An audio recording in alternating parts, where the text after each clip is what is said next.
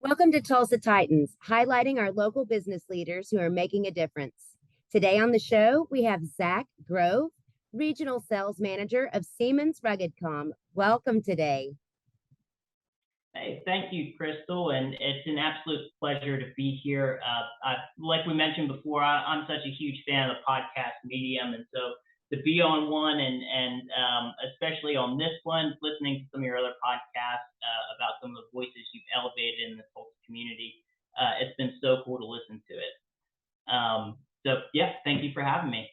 I am so pleased that you've been enjoying it. Well, just to get us started, why don't you just tell us a little bit about yourself, Zach? Sure thing. Yeah. So I moved to Tulsa about 10 years ago, a little less than 10 years ago with my wife. We both went to university in Pittsburgh, Pennsylvania. I'm actually a Yankee. I grew up in Pennsylvania and went to the University of Pittsburgh to wrestle. And I met my wife through athletics. My wife was a gymnast at Pitt. And, so right after we graduated, her family decided to adopt somebody from Ethiopia. And so Kelsey wanted to be a part of that. So we made the decision together to move from Pittsburgh down to Tulsa and be a part of that experience. And it's been absolutely wonderful. And we love having Hadass in our lives. So shout out to Hadass, my sister-in-law. But yeah, so about 10 years ago, we moved down. We're both working in the oil and gas field. My wife does right-of-way work, and at the time, I was doing business development for a small oil and gas services company. And of course, in 2014, the oil market changed things. And so I took a couple months to really figure out what I wanted to do, and I knew I wanted to stay in sales. And that's really where my introduction into the industrial automation aspect of the market. So I got my start with a small manufacturer's rep out of Dallas, and we were repping some smaller products. So Turk, Banner, Red Lion, and Pulse power supplies. So if you're in the industrial automation market, you probably know who they are. But so I worked for 3 or 4 years for this manufacturer's rep. I learned so much about the industry. It was such a cool job because everything of what you were doing was down at the business end of the machine, and you were figuring out how products were being manufactured. You were helping to design manufacturing lines. It was just every single day was to show how it's made. And that was so cool. I also got to see all kinds of manufacturing across Oklahoma and really see how powerful of a manufacturing base we have. We have multiple tier 1 automotives. We have a ton of mobile equipment, not to mention all kinds of oil and gas high-tech manufacturing. And the list goes on. Pulp and paper is up there. It was such a cool experience with automated dynamics. And then, a couple of years into automated dynamics, I was looking for what was next for me, and I couldn't quite see where I was going to go within the company. It was really difficult to make the decision to look somewhere else because it was so tight knit. Everybody knew each other. Everybody had worked together for 10, 15, 20 years. Very tight knit group of guys and some of the most intelligent people that I've ever met. But I had a kid on the way, and I knew I had to make a change, and there was just more out there. And so I took a look around, and I tested some contacts in the market, and I came to Siemens. And so when you think about Siemens, Siemens is one of the largest and oldest corporations on the planet. So Siemens is a German company. It got its start in the 1850s running telegraph wires across Siberia, and it's become this global presence in automation and infrastructure and transportation and healthcare. Siemens has their hands in just about everything, from trains to windmills to an MRI machine to industrial automation. The breadth is absolutely incredible. And so I started within the industrial automation portion of Siemens, managing PLCs and HMIs and variable frequency drives, really the backbone of any manufacturing line. And if I thought my role was big in manufacturing before, just managing sensors and cord sets. When I started to handle the brain and the major computerization and the automation, it was just a whole different ball game. I went from designing assembly lines on the small scale at the application level to looking at designing whole facilities, and not just greenfield facilities, but brownfield facilities. It was so cool. And my role evolved within Siemens over a couple of years as the corporation changed, as we navigated COVID. And earlier this year, just like so many other young professionals, I found myself, due to maybe a corporate reorg or two, in a position where I wasn't the most comfortable, and I was really I wanted to feel something else. I wanted to experience a new challenge, and so I took the RuggedCom opportunity earlier this year. So now, when I talk about Siemens RuggedCom, like I mentioned, Siemens is a huge umbrella with multiple things under it. So there is, like I mentioned, MRI machines, windmills, factory automation, and then there's Siemens RuggedCom. And what RuggedCom is essentially an ultra-hardened network for critical infrastructure. So we're going to be the backbone to the power grid, managing the SCADA information or the SCADA data traffic from your devices in the field back to your command center. So we provide a series of hardware and switches that are ultra ruggedized. They handle high electromagnetic interference. They are specifically designed with no moving parts internally in order to live in just about any environment you throw them into. So we would be at substations, we would be on oil and gas sites. You would use our products in military applications, transportation applications for trains or the turnpike. So it's really large infrastructure projects is what I decided to move into. And it's because that's where I saw the market going. And Siemens is such a great company to work for. I haven't worked for a poor boss, and each one of my managers has really helped channel my growth. So it's been a pleasure to work and migrate my way through Siemens, and that's how I wound up where I'm at now. And so I manage sales distribution of Siemens RuggedCom products into Oklahoma, Arkansas, Louisiana, and Texas, with a focus on the utility vertical. Man, that's a lot. That's a big area too. How do you keep up with all of that? I'm still figuring it out. I think if you talk to anybody who covers something like that, or a territory, a geography of that size, it's a constant battle to figure it out. And Texas is just red hot for infrastructure products, with their massive influx and growth. Oklahoma is second to it. We've seen such incredible growth around the Tulsa area and Oklahoma City area. It's a very exciting time. It sure is. It sure is. Well, with so many different things that you juggle, you must have something that you do either daily or weekly, something that you do, a habit that makes you more effective and more successful in your day. So tell me about some of your habits that you think make you more effective daily. Yeah, absolutely. I think when you look at habits, I think, okay, so I think one of the most important things that I do every day, it's not necessarily a habit, it's more of a character trait. So it would be how I would approach the day. In my line of work, and especially working for Siemens, you experience so many different things on a daily basis. Very few days do you have that are cookie cutter, that are run of the mill, where you deal with something that you know about. In a lot of cases, you're figuring out a machine that could be 20 or 30 years old. You are dealing with products that do some crazy, ridiculous thing that you don't know what it is. But you work with people that do. So it's really approaching each day with confidence, and not necessarily that I know what I'm going to do, but I have the ability to accomplish that. And I think that's a direct carryover from my athletic career into my professional life. When I was an athlete, especially when I wrestled in college, you had to have confidence. You had to step out on the mat knowing you were going to win. And Yep.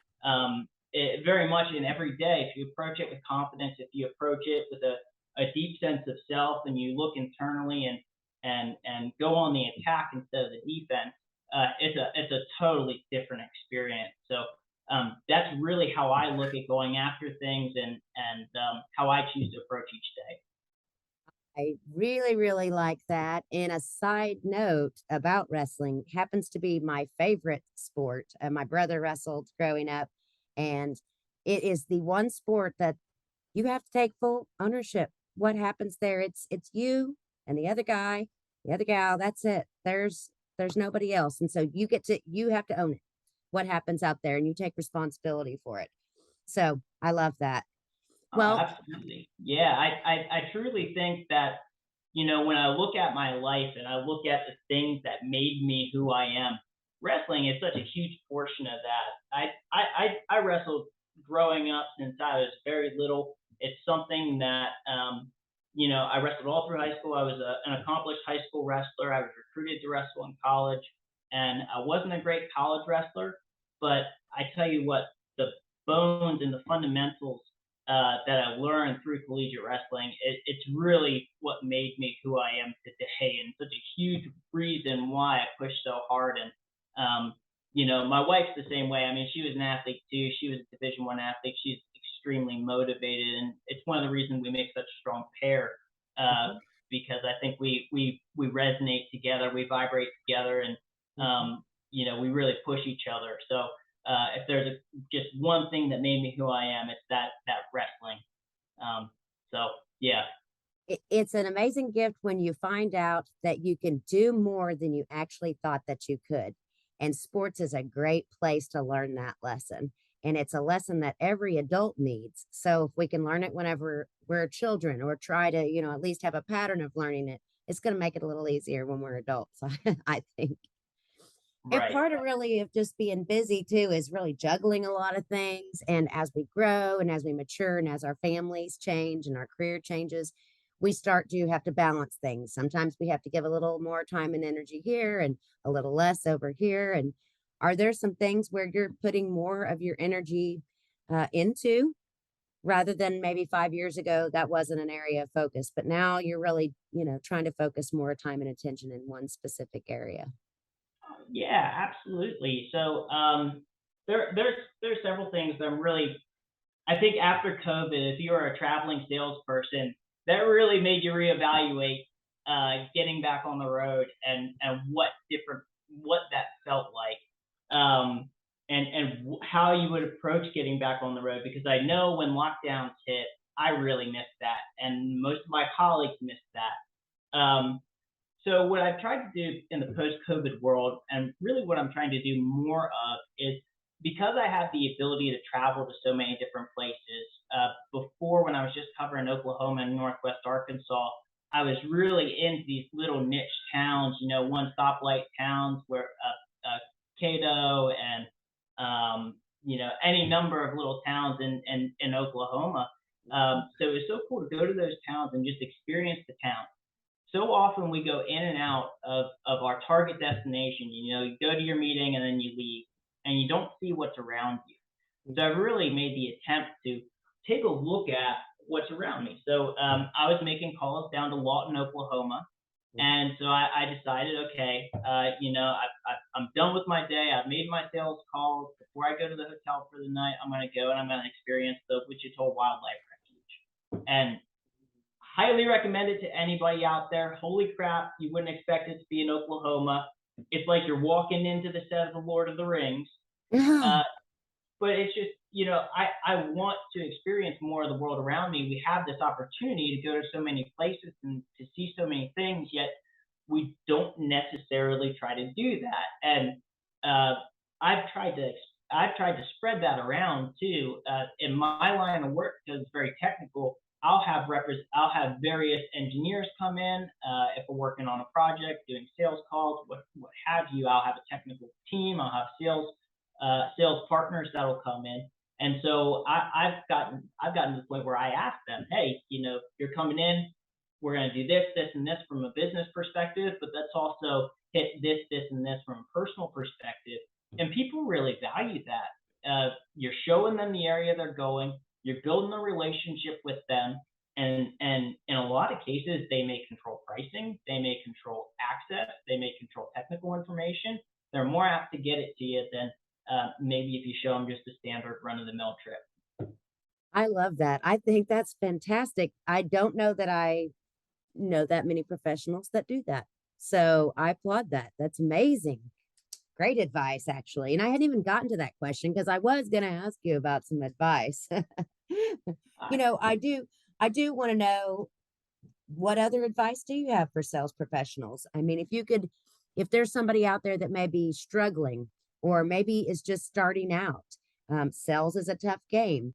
What advice do you have for professionals? Oh, that's a great question. Because it's any number of things, especially if you're just starting out. Get used to rejection, and because you need to get used to rejection, you can't take things too seriously. Um, Projects will go and they will come.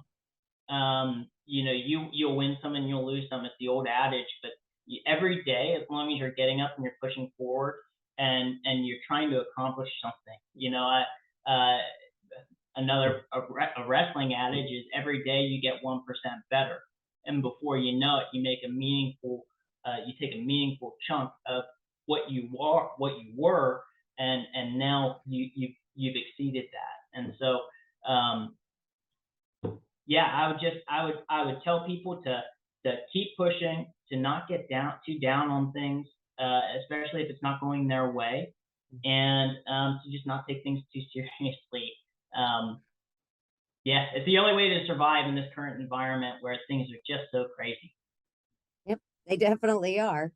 And, kind of going along with what we were just talking about, sometimes, things happen they happen fast and they happen and you're like, wow, that was a great, experience. That relationship happened quickly and, the sale happened quickly, but that doesn't always happen.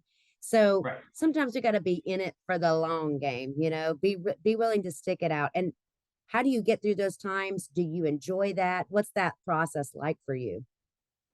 Yeah, absolutely. So the long game is incredibly important, especially as I've continually progressed through sales, and now that I'm working on larger capital projects. It's all about the long game, and if it's not about this long game, it's about the long game. I've heard terms such as generational business in the seat that I'm sitting in. But I would leave people with this. I would say that every move you make is the long game. It is all about that customer relationship, and if you can't solve that problem that day, maybe you have a contact that'll solve that problem that day. And people are very receptive when you can focus them towards that solution base, or towards them getting that solution. So, Mhm. yeah. I like that. Well, now I know that you're not necessarily responsible for bringing people on to your team and things like that, but you work with a lot of other salespeople. You've been doing this for quite some time. So, what do you think are some really important qualities for a good salesperson? So there's a lot of salespeople out there, right? But what are some good qualities for a good sales professional? Yeah, yeah. Again, a great question. And like you've mentioned, I've been with sales professionals from all over the world, and really, what I've seen the best sales professionals do is just be themselves and embrace being themselves. I've seen quiet sales guys be successful. I've seen loud sales guys be successful. I've seen buddy sales guys be successful. I've seen keep your customers at arm's length people be successful. But the one thing that they all have in common is they all embrace what they did well. And so that's really what I look for in somebody who embraces who they are, and uses their advantages to to leverage sales. So that is one thing that I look for, and the other thing that I look for would be energy. When I'm out with manufacturers reps in the field, I look for, do they know the customer? How are they conducting themselves in front of the customer? Do they have to uh, plug into navigation, how to get to their customer. They just already know. Those are some of the things that I look for from a manufacturer's perspective of my reps, and it's an expectation of my reps that they're out there conversing with their customers, and they all do a very, very fantastic job. I very much enjoy the people I work with. So, but yeah, I would encourage people to be themselves and to embrace who they are, and then also to have energy out in the field, and don't be afraid to pick up the phone and call somebody. I agree with both of those for sure. I really like be yourself because a lot of times, especially if you're new, you'll come in and you may be learning from somebody and say, well, they were really successful at this and they're teaching me. And so, and you may go right along with what they're doing, but it's not you. And it takes some time to kind of figure out your style and what you're really good at. And it's okay to be different, to sell different than he does or she does. It's completely okay.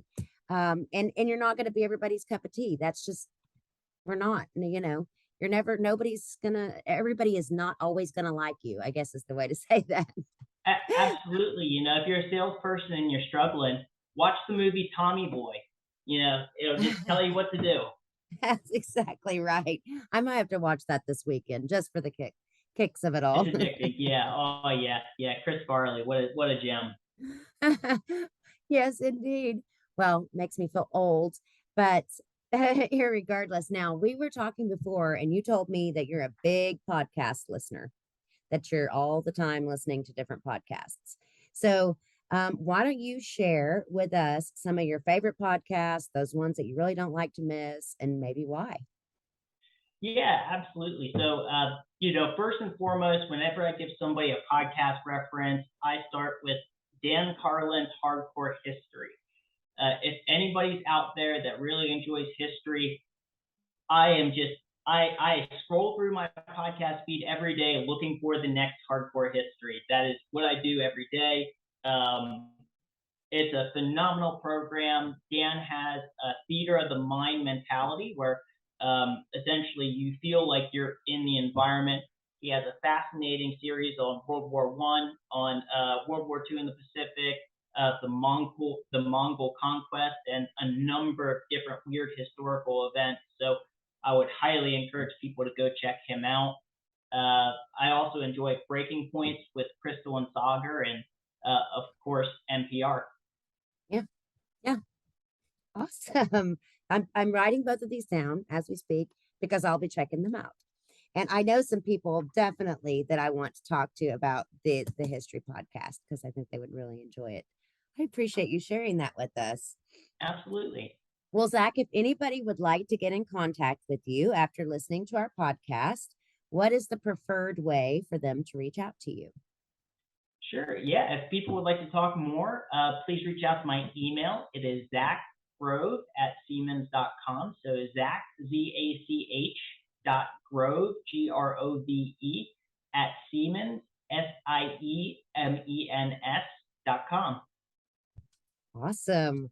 Well, everyone, thanks again. This is Crystal Horton, account executive at New Wave Solutions. Zach Grove, regional sales manager of Siemens RuggedCom. So glad to have you on, and I hope we can do it again sometime. It'd be my pleasure, Crystal. Thank you so much. Wonderful. Thanks again.